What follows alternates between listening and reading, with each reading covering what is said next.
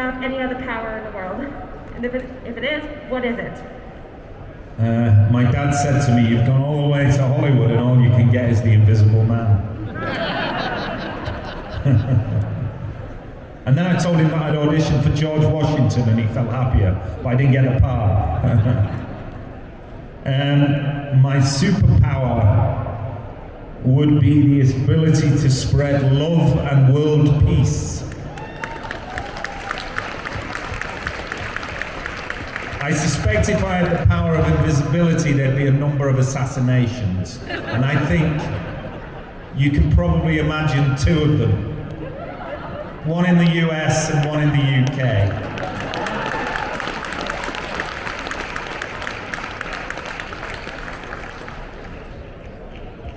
Go for it. Right here. Hi. Got this loud. Hi. So speaking about what you said about the scripts and the writers being very important to the role, I always thought that your role in Thor was a very interesting choice. I was wondering if possible, if you don't want to talk about it, that's all right, but if you wanted to talk about how that happened, how they approached you, what drew you to the role. I thought that when I saw the credits and I saw it was you, I thought it was such a waste that you barely had any lines in that film, so. I think a number of far better and far richer actors had turned that role down. I think Mads Mikkelsen had turned it down. I think Benedict Cumberbatch had turned it down. God knows how many actors had turned it down. So they went for the cheap option, which was me. I just had my second child. I needed the money. I wish I hadn't done it, but there we go. They said to me there'll be some prosthetics. That's what they said. I thought, oh, okay, they're going to give me a pair of ears. I was 6 or 7 hours in makeup every day. So, you know, they could have used anybody. So that was a life lesson there. I have the honor of being the worst Marvel villain on record. It's like somebody came up to me once and said about Gone in 60 Seconds. He said, I saw Gone in 60 Seconds and said, oh, I wasn't so good in that film. He said, no, you weren't, but you were so bad, you were good. Thank you. Let's see where, oh, right over here. Existence here. I'm wondering what changes you see in Toronto as a Torontonian, or what are your impressions of Toronto? I arrived last night and I came straight to the convention, and then I went to the hotel jet lagged and slept for 9 hours. That was such a big deal for me working with David Cronenberg. Yeah, I mean, what a master. And of course you approach a Cronenberg film and think, wow, he's going to be a dark character. And he had the greatest sense of humor of any director I've ever worked for. I remember he was, between takes, he was pushing his glasses up on his head so it looked like he had 4 eyes, which was quite a Cronenbergian image. And he was reading car magazines, which is quite Cronenberg when you think about one of the films he made. And he was incessantly chewing is it called Big Red chewing gum? Yeah. And he was the funniest guy, and it was the most relaxed set I've ever worked on. I had such a great time. And I think I drank quite a lot around Toronto when I was a much younger man. Yeah, I had a great time. I love coming here. I actually came here first in, I think, 96 for the Toronto Film Festival, where they did a special screening of a film I did with Kate Winslet called Jude. So that was my first time here. I love Toronto. It's about the people. And in the short time I've been here, everywhere I've been, it's the friendliness. Reminds me of home, reminds me of not London, but Manchester and Salford, where I'm from. The warmth. Everywhere here. You really notice it when you dip into a city and dip out. the warmth of the Canadian people. I'm grateful for it. Thank you. Next one over here. Hello. Benedict Cumberbatch has had success. Where am I looking? You're here. Wait. Okay, hi. So Benedict has had success dropping his accent for Doctor Strange. Do you get those requests, and how do you feel about it? What accent does he do in that? Midwest. Oh, right, okay. I've done an American accent a couple of times, not so successfully on Existence. First series of Leftovers, it was a bit shaky.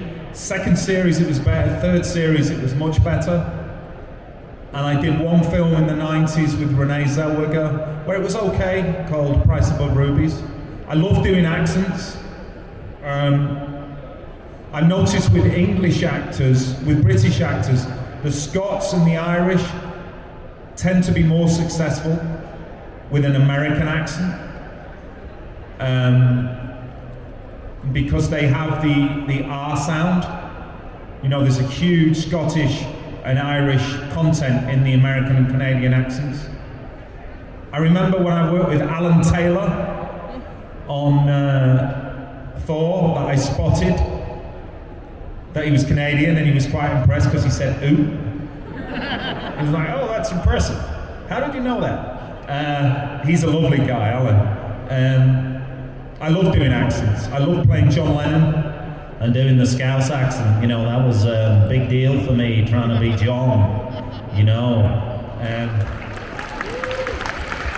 Yeah, I love doing accents. It's part of the fun. I mean, for Fagin, I had to do East End Cockney, yeah, and that was interesting, very interesting. And Jewish as well with it, you know. So, I love all that. I'm a show-off. And next one right there. Actually, my question was going to be to ask you what it was like to play John Lennon. Was it intimidating at all? Well, you know, you play Doctor Who, you play John Lennon, you play Fagin, you're asking for it, aren't you?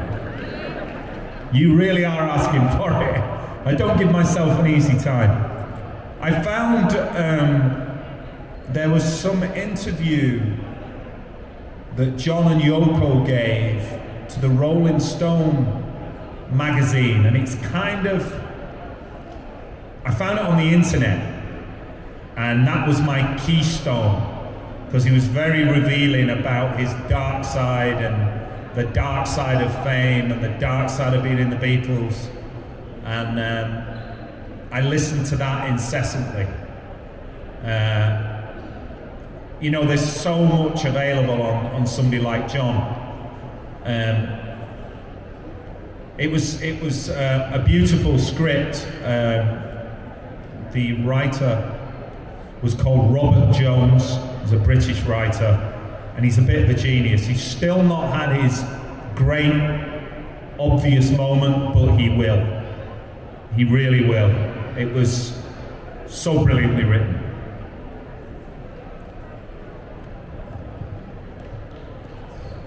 Right back there. Hello, my question is about the Big Finish audios. You've said in the past that you were not so happy with your performance in Series 1 in terms of the light aspects of the character. So I was wondering how you felt your performance had changed for the new series, and how you'd like to see your performance change in future sets. I think from what I've read and the little bit that I've seen, I think probably every actor who plays the Doctor would possibly say their second series performance was better than their first. It's unavoidable that in a role as iconic as that, and as complex as that you wouldn't look at your first series and go, okay, that works, that doesn't work. And obviously I didn't get the opportunity to do that. Obviously, audio is a very different medium from the visual.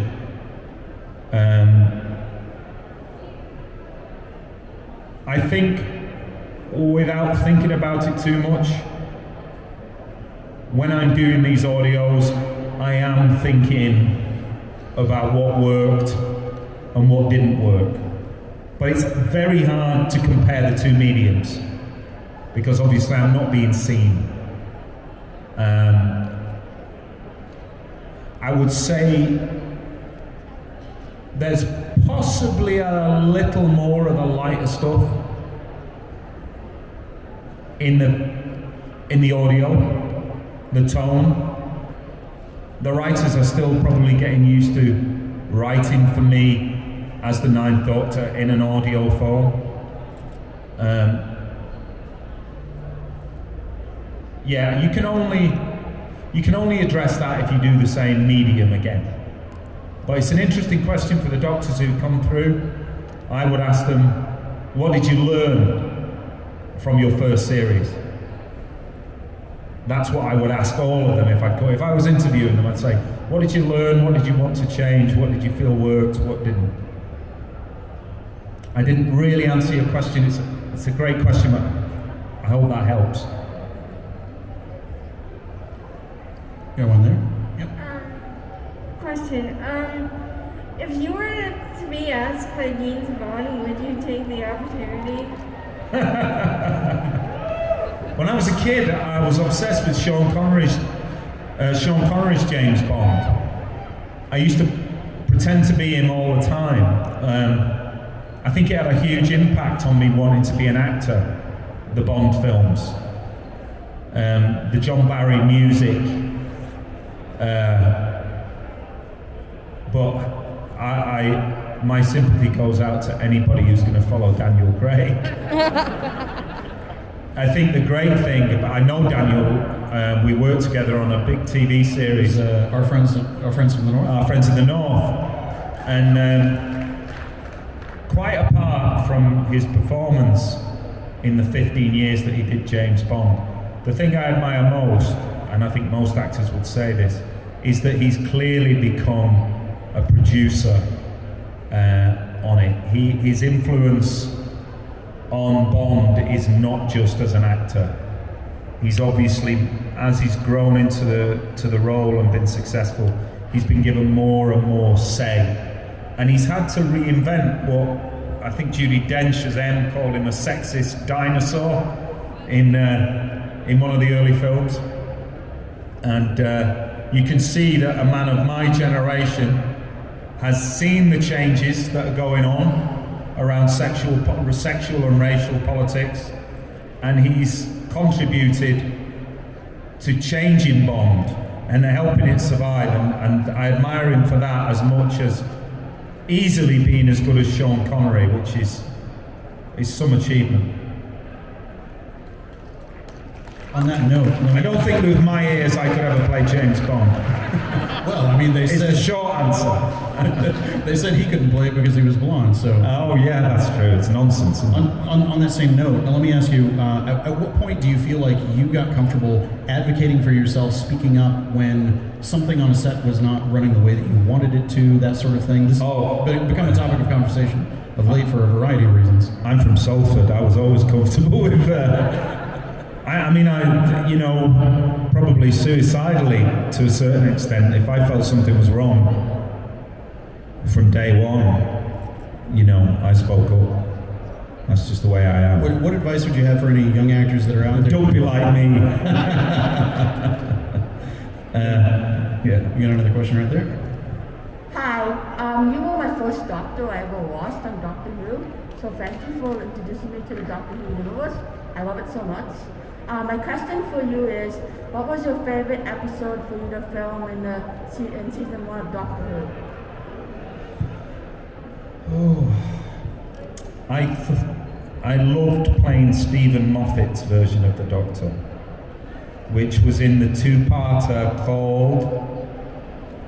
You're going to have to help me. The Empty Child and the Doctor Dances. I loved his attitude and energy in that one. I think it was Rob Shearman who wrote Dalek. I think I'm right. That was spectacular to perform. I knew I had the bullets to fire.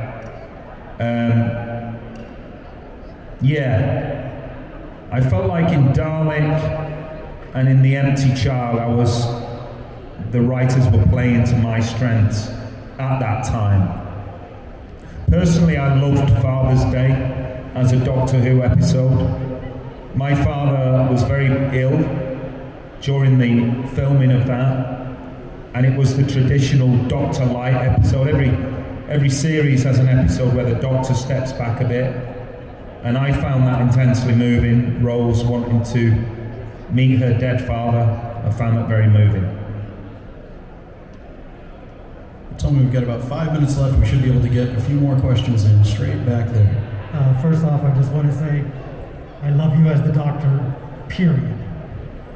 Secondly, I also loved you in Cracker as DCI Bilborough. Jimmy McGovern. That was a fantastic, fantastic series. Written by Jimmy McGovern. Yes. And I rewatched it last week in preparation to come. I was just wondering if you could mention working with Robbie Coltrane and working on the series in general. It was a fantastic, fantastic show.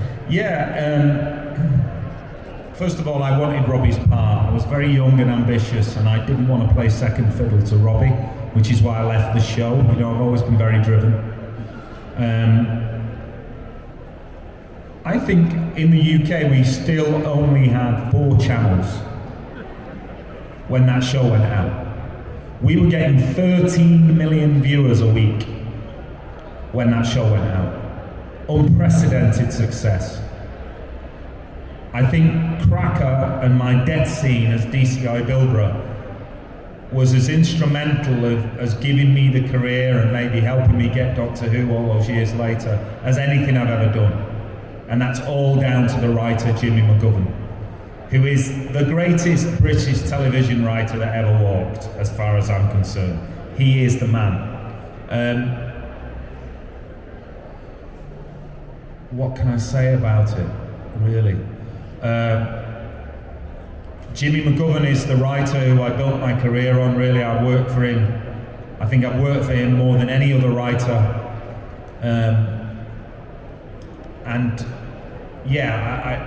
It helped my career so much being associated with Jimmy McGovern and Cracker. And we definitely benefited at that time from having, the television landscape has changed completely. Box sets, there are so many channels now, it's hard to capture. I grew up in a time when British television used to capture the nation, and we knew that the nation were watching something together. It doesn't happen anymore, because people are doing so many other things. It's very hard, for instance, in the UK, for the UK television industry to address an issue and get the whole country watching, in the way that, for instance, Alan Bleasdale did with Unemployment with Boys from the Black Stuff. And I miss those days when you felt like the whole nation was watching together. But Jimmy's the main man.